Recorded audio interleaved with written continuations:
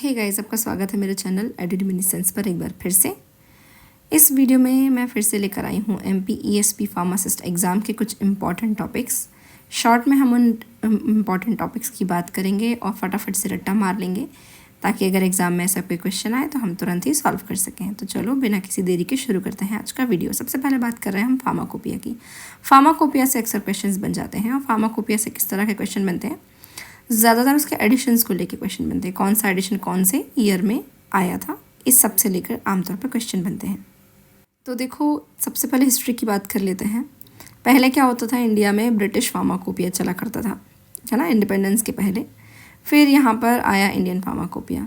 तो यहाँ पे सारी डिटेल्स मैंने दी हुई है कि कैसे कैसे इंडियन फार्माकोपिया आया। तो 1946 में the Indian pharmacopoeia list launch की गई। फिर उसके बाद सर आर एन चोपड़ा के सुपरविजन में उनकी कमेटी के अंडर इंडियन फार्माकोपिया लिस्ट बनी।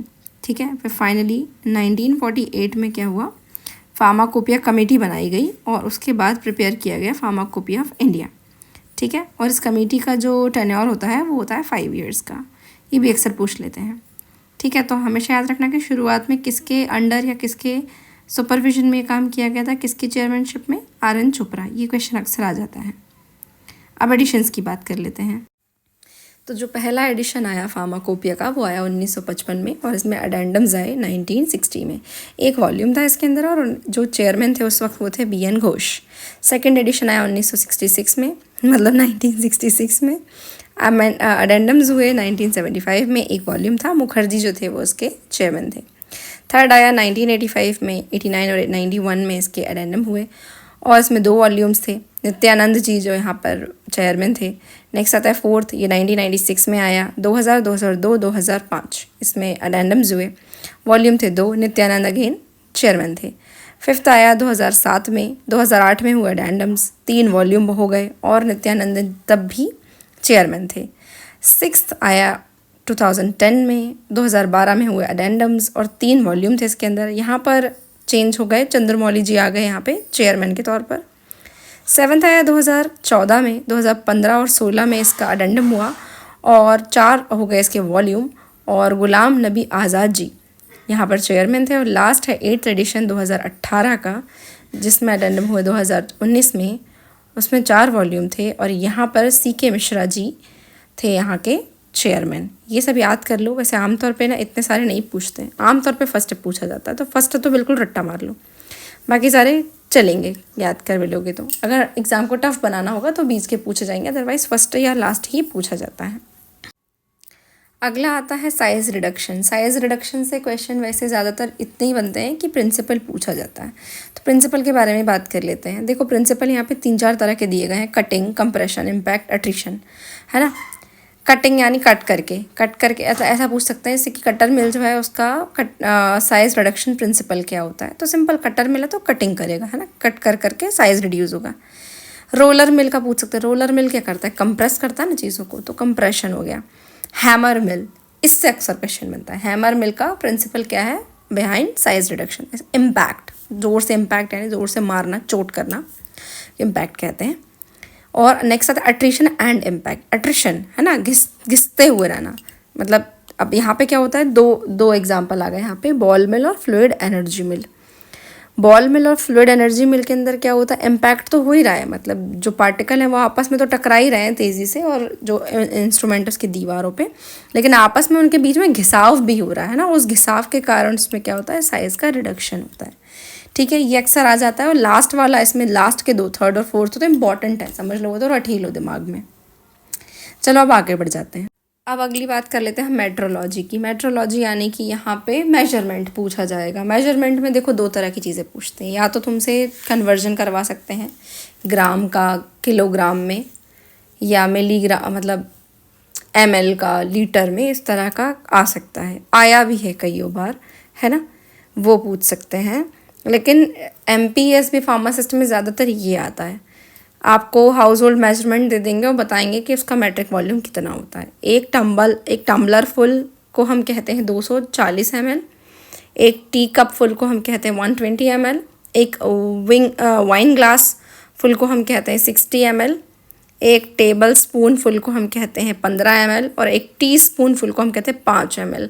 ये लास्ट के दो तो बिल्कुल याद रख लेना, ये आते ही आते हैं। अच्छा, इसके अलावा ना एक और आता है, वो क्या है कि 1 ड्रॉप इज़ इक्वल टू, भैया एक ड्रॉप के अंदर कितना ml होता है, वो अक्सर क्वेश्चन पूछते हैं। तो याद रख लेना, एक ड्रॉप होती है 0.05 ml के बराबर। ठीक है, यहाँ पे लिखा भले नहीं है मैंने, लेकिन दिमाग में रखना आप। ठीक है, अगला क्या आता है, अगली आती है स्टोरेज कंडीशन। स्टोरेज कंडीशन का मतलब क्या कि भाई हमें अगर किसी लेबल पे लिखा है कि store this medicine at a cool place या कूल एंड ड्राई प्लेस, इस तरह का लिखा आता है ना, तो वो कौन से टेम्परेचर रेंज को डिनोट करता है, ये अक्सर पूछ लेते हैं। तो याद रखो, अगर कोल्ड स्टोरेज लिखा है या रेफ्रिजरेटर लिखा है तो 2 से 8 डिग्री सेल्सियस के बीच रखना है। अगर कूल प्लेस लिखा है तो 8 से 25 डिग्री सेल्सियस के बीच। रूम टेम्परेचर लिखा है तो 20 से 25 डिग्री सेल्सियस के बीच। वार्म लिखा है तो 30 से 40 डिग्री सेल्सियस के बीच। और अगर फ्रीज़र में स्टोर करने को लिखा है तो -20 से -5 डिग्री सेल्सियस के बीच में। ठीक है, अगला आता है सॉल्युबिलिटी टेबल। इससे ना जीपैट में क्वेश्चन पूछते हैं। जीपैट में इसमें मतलब क्वेश्चन आ सकता है कि अगर आपको मतलब सॉल्वेंट के 10 to 30 पार्ट लेने हों तो आपका जो कंपाउंड है, जो भी सॉल्यूट है, वो सॉल्युबल है, स्पेरिंग सॉल्युबल है, स्लाइटली सॉल्युबल है, इस तरह से क्वेश्चंस पूछते हैं। तो याद रख लो फटाफट कि अगर कोई कंपाउंड में एक पार्ट सॉल्यूट के साथ में एक से भी कम पार्ट अगर आप सॉल्वेंट का लगता है तो वो वेरी सॉल्युबल होगा। अगर 1 से 10 पार्ट लग रहे हैं सॉल्वेंट के तो वो फ्रीली सॉल्युबल होगा। अगर 10 से 30 पार्ट लग रहे हैं सॉल्वेंट के तो वो सॉल्युबल होगा। अगर एक पार्ट सॉल्यूट में 30 से 100 पार्ट लग रहे हैं आपके सॉल्वेंट के तो वो स्पैरिंगली सॉल्युबल होगा। अगर 100 से 1000 पार्ट लग रहे हैं तो वो स्लाइटली सॉल्युबल होगा। अगर 1000 से 10,000 पार्ट लग रहे हैं तो वो वेरी स्लाइटली सॉल्युबल होगा। और अगर 10,000 के ऊपर हो गया तो वो प्रैक्टिकली इनसॉल्युबल हो जाएगा। ठीक है, ये हो गई सॉल्युबिलिटी टेबल। जीपैट में क्वेश्चन बनते हैं यहाँ से, और कुछ फार्मासिस्ट एग्जाम में भी बनते हैं, कुछ सभी में नहीं। यहाँ से मुश्किल होता है क्वेश्चन आना।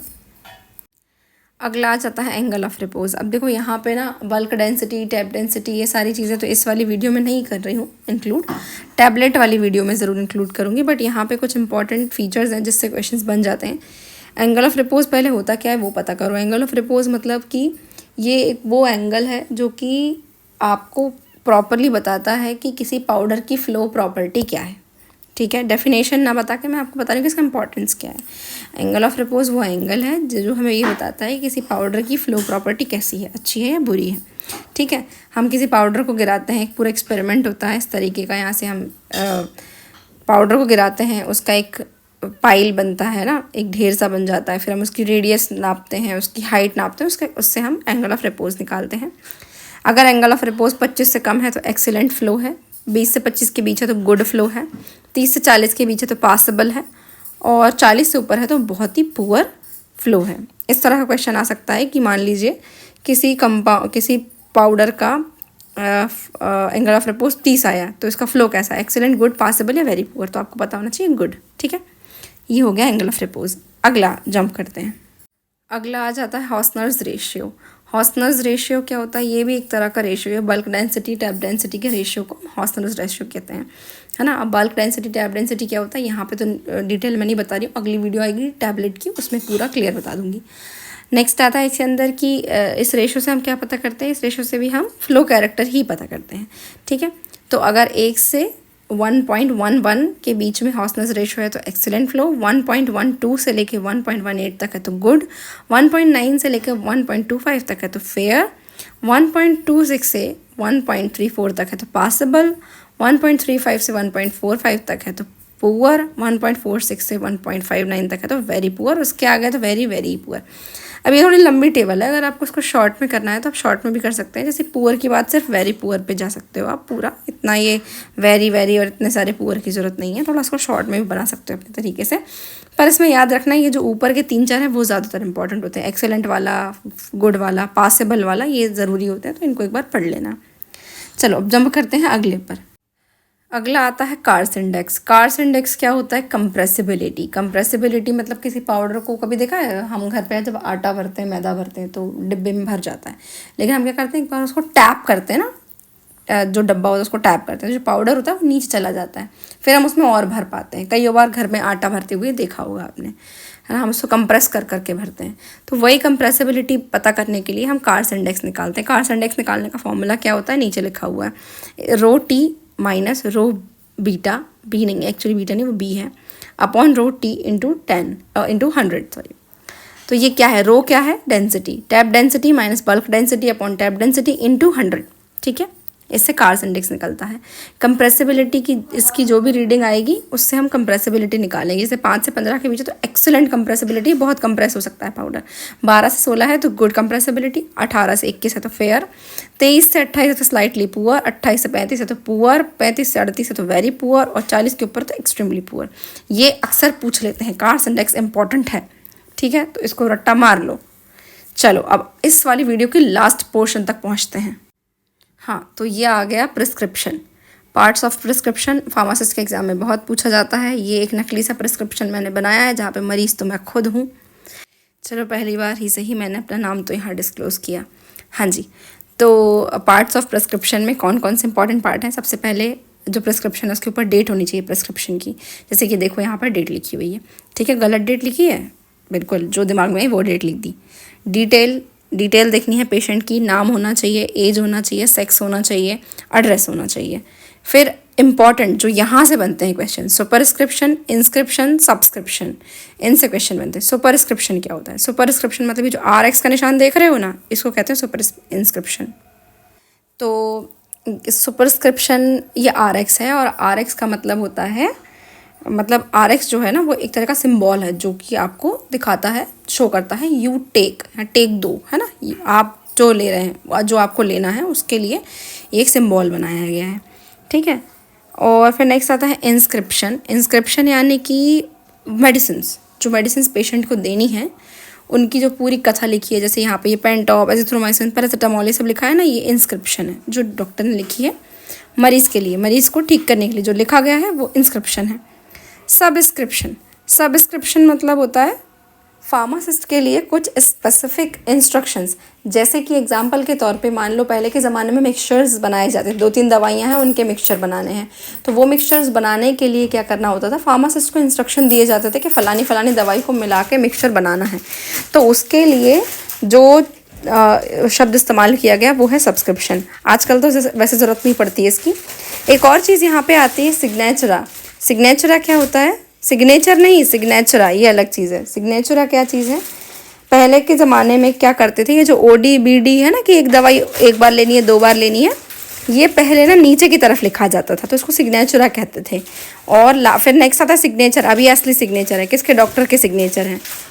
अच्छा हाँ, ऊपर वाले सिग्नेचर को सिग्ना भी कहते थे। लास्ट जो रहेगा वो रहेंगे सिग्नेचर और डिटेल्स ऑफ प्रिस्क्राइबर। डिटेल्स मतलब कि डॉक्टर का सिग्नेचर के साथ में उसका रजिस्ट्रेशन नंबर होना ज़रूरी है, वरना कोई भी फर्जी झोला छाप डॉक्टर प्रिस्क्रिप्शन ना लिख दे, इसलिए उसका लाइसेंस नंबर या रजिस्ट्रेशन नंबर होना ज़रूरी है।